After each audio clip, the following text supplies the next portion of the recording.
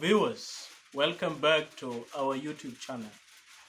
We are continuing with our study on the text A Doll's House by Henrik Ibsen. Today, we will look at episode 2 of Act 2. In episode 2 of Act 2, we have Mrs. Christine Linde coming to visit Nora. There are some observations that we would want to discuss from this episode. And one of them is that when Mrs. Christine Linde arrives at Nora's house, then we find Nora telling Mrs. Christine Linde that she is to dance at the fancy dress ball that is to take place at the Stenbergs. And she wants to look as charming as possible. And the reason for looking beautiful, for looking good, is to please Torvald. And that one rightly puts women in their place in the society. They are there to amuse men, they are there to gratify men and to please them. Everything in this episode seems to revolve around Torvald, as we are able to see in page 52. Torvald wants Nora, that is, Nora says, to go to the dress ball as a Neapolitan fisher girl and dance the tarantella that she learned at Capri when they went to Italy. As if that is not enough, Torvald again wants Nora to keep the character as Nora tells Mrs. Christine Linde. Then we also get to realize that Torvald had made a dress for Nora when they were in Italy. The dress is now torn, and Nora wonders what she can now do to the dress, and that is where Christine Linde becomes supportive by promising Nora that she is going to help her mend the dress. In a way, the women in this society, characterized by Nora, have submitted to their place in the society. And that is why we come to realize that Nora seems to submit so much to her subordinate role in this society to an extent that even a mere dress she cannot mend by herself. And then this one also brings about the objectification of women in this society. They're seen as objects and they are seen as tools for entertainment. Then as we go on, we are still able to see the role of men in this society and how they are looked up to. Nora mentions in page 52 when Mrs. Christine Linde thanks Nora for having put up a delightful evening the previous day.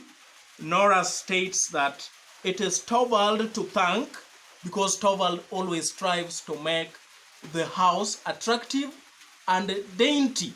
She cannot take any credit, even the credit that Mrs. Christine Linde seems to give her. She tries to impart that credit or that praise on Torvald. Then another statement about Torvald again is in page 56. And in page 56, Nora tells Mrs. Christine Linde that Torvald cannot bear to see them mending the dress. And then she instructs Mrs. Christine Linde to move to Anne's house, that is the nurse, so that she could help Mrs. Christine Linde to mend the dress. Again, there is an instance of flashback as an aspect of style in this episode. And through flashback, Mrs. Kristen Linde and Nora relieves the events of the past night where they were conversing with Dr. Rank.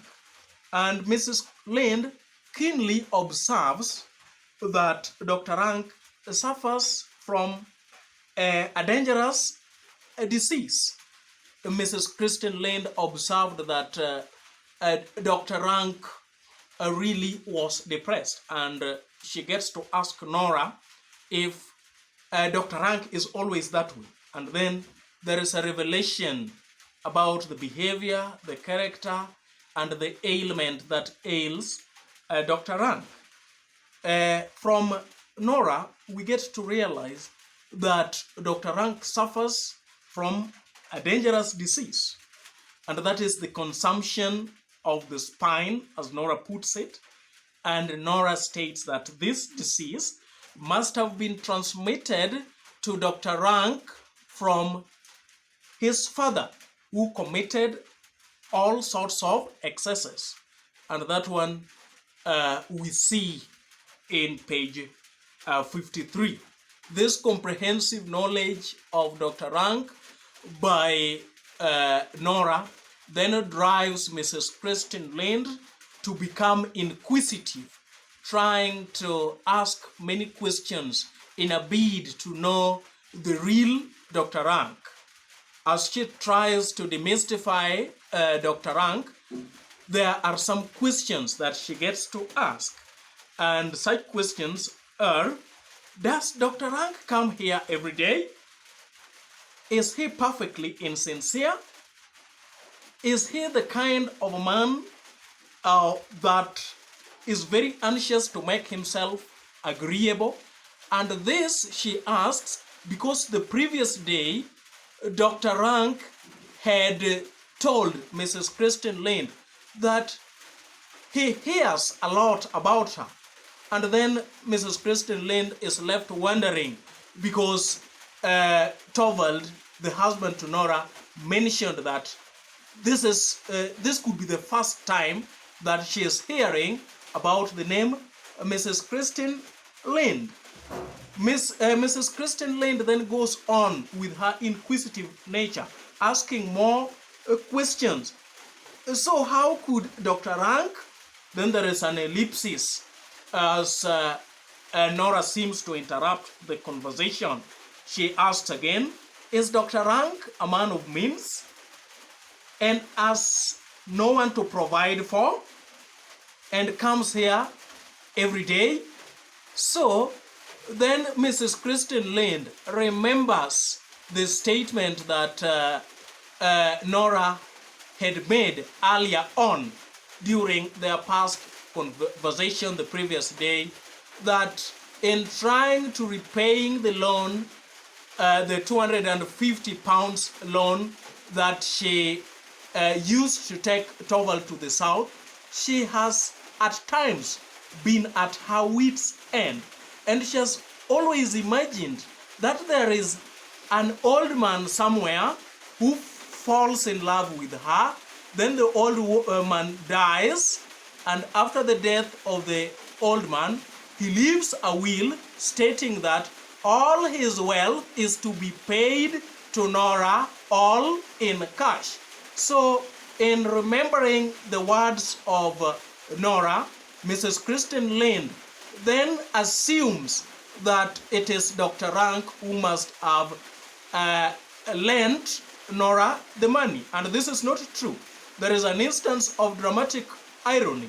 As the audience or the readers of this text, we already know that it is Krogstad and not Dr. Rank from whom Nora borrowed the money. So that brings out an instance of dramatic irony at that point. Let us look at the reason that Nora gives to Mrs. Kristen Linde as to why Dr. Rank knows about her, that is about Kristen Linde and not the husband. Nora states that Torvald is absurdly fond of her, that he wants her absolutely to himself. And he gets jealous when Nora speaks about those who are dear to her. And that is why in this house, sometimes she can get to tell Dr. Rank some things that she would not tell Torvald. And this leads Mrs. Christine Linde to tell her, that is Dr. Rank, that is Nora, that she ought to bring an end with this Dr. Rank.